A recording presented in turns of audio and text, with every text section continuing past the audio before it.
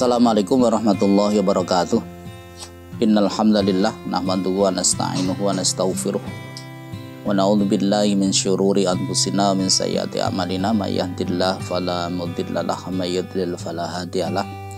Asyhadu an la ilaha illallah wahdahu la syarikalah wa asyhadu anna Muhammadan abduhu wa rasuluh, amma ba'd. Kaum muslimin rahimakumullah, puji syukur kita aturkan kehadirat Allah Subhanahu wa taala. Allah tidak henti-hentinya memberikan berbagai kenikmatan kepada kita. Walau kadang-kadang kita ini tidak menyadari kalau setiap saat kita ini menggunakan nikmatnya Allah. Allah memberikan nikmat kesehatan pada kita, Allah memberikan nikmat akal yang sehat kepada kita, jasmani yang sehat. Allah memberikan rezeki dalam berbagai bentuknya kepada kita. Maka perbanyaklah kita ini untuk mensyukuri nikmatnya, dan Allah sudah menjanjikan la in syakartum la azidannakum, yakni kita ini mau untuk mensyukuri nikmatnya Allah, maka Allah akan memberikan tambahan nikmat itu kepada kita. Kedua kalinya sholawat dan salam semoga tetap terlimpah pada Rasulullah Muhammad sallallahu alaihi wasallam. Kaum muslimin wal muslimat rahimakumullah, perenungan saat ini saya ingin mengajak kepada kita semuanya untuk merenungkan salah satu di antara ayatnya Allah. Ya, ayat ini sebetulnya sudah sering kita dengarkan, bahkan mungkin kita sudah hafal ayatnya. Surat Al-Hasyr ayat 18. A'udzubillahi minasyaitonirrajim. Bismillahirrahmanirrahim. Ya ayyuhalladzina amanu taqullaha wal tanzur nafsum ma qaddamat lihat wattaqullaha innallaha khabirum bima ta'malun. Di dalam ayat ini Allah mengajak kepada kita untuk membangun 3 kesadaran yang ada pada diri kita. Jadi ketiga kesadaran ini nanti harus kita upayakan betul-betul menjadi bagian dari perjalanan kehidupan kita ini. Ketiga kesadaran yang ada di dalam ayat ini adalah pertama,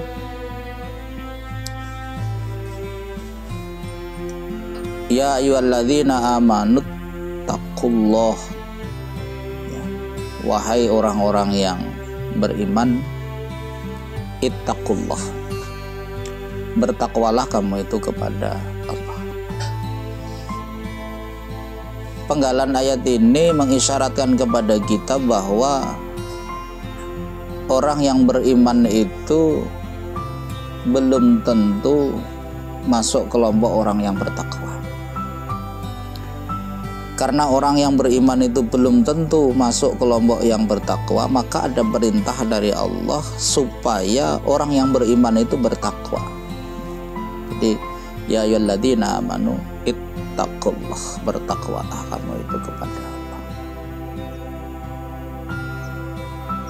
Karena takwa ini sesungguhnya adalah sebuah kondisi pada seorang hamba yang sesungguhnya itu adalah puncak kebaikan yang dimiliki oleh seorang hamba sesuai dengan perintahnya Allah dan sesuai dengan apa yang memang menjadi tujuan Al-Quran.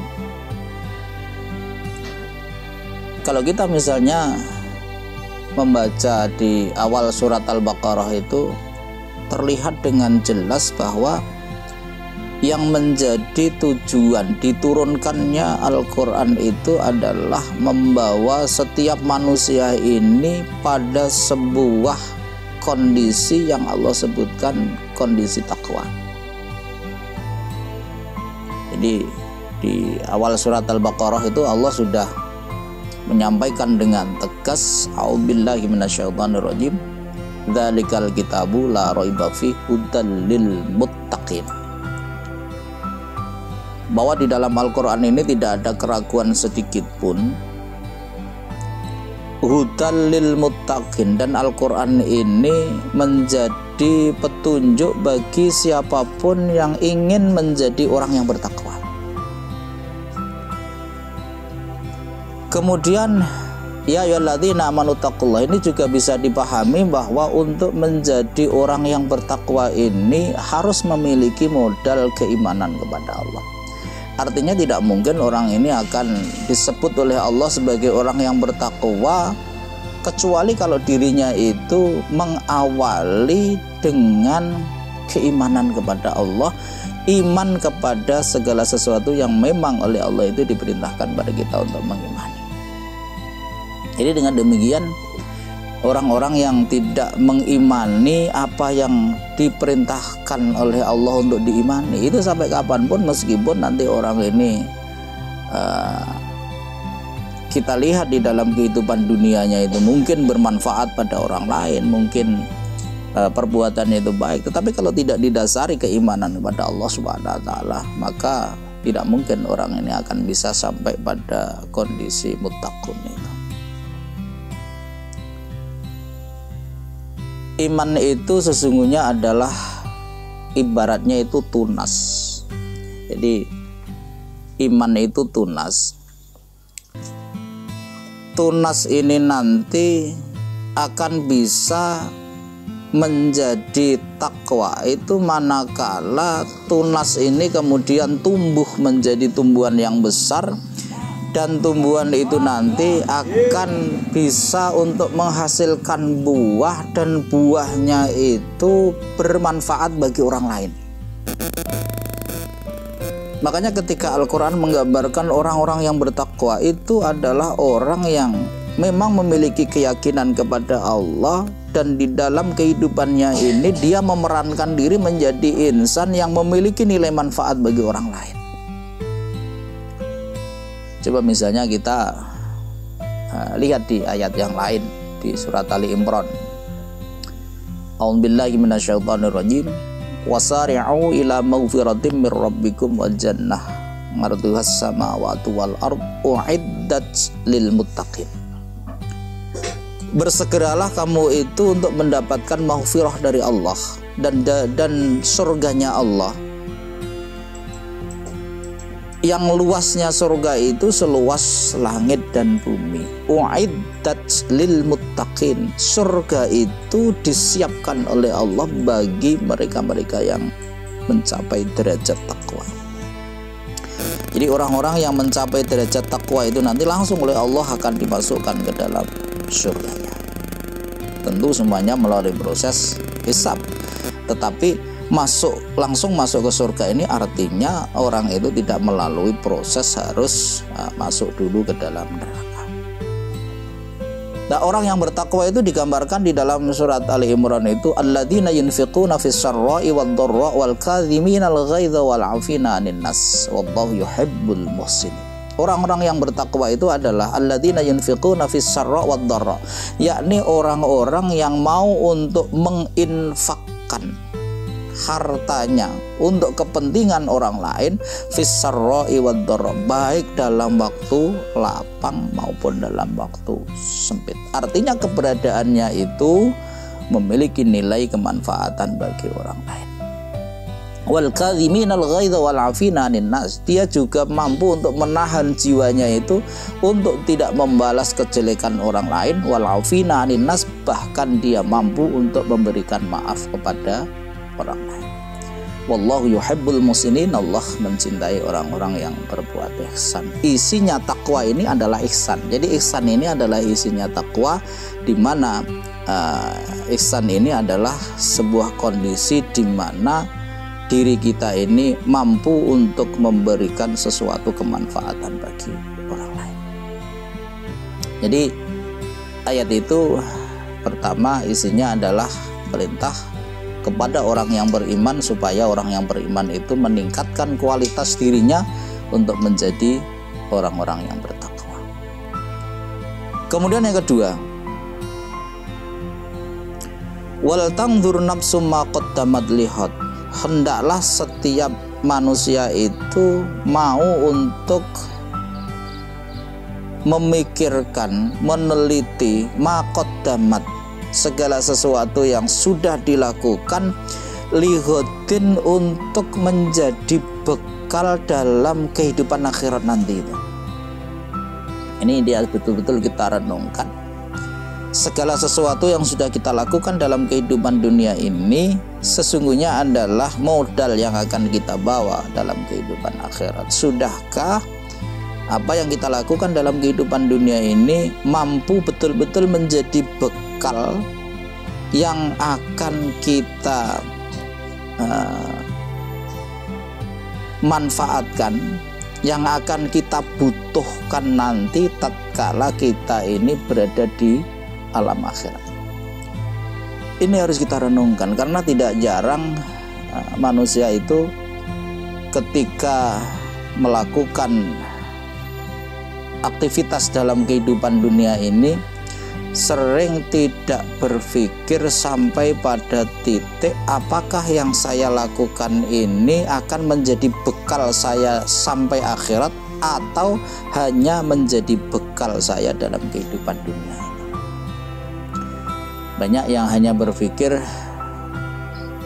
berkisar pada kepentingan dalam kehidupan dunia ini, kemudian lupa bahwa di akhirat itu juga butuh bekal, dan bekal itu juga harus kita siapkan sekarang ini. Makanya Al-Quran mengatakan wal tamdur nafsum ma qaddamat lihad. Setiap kita ini hendaknya meneliti, mengamati, melakukan sebuah upaya pemahaman yang menyadarkan diri kita ini apakah yang kita lakukan maqaddamat, apa yang sudah kita lakukan itu sudah mencerminkan lihodin untuk kepentingan kehidupan kita di akhirat itu. Ini yang tahu ya hanya kita sendiri. Jadi ayat mengatakan nafsun, ya, setiap jiwa, setiap orang ya.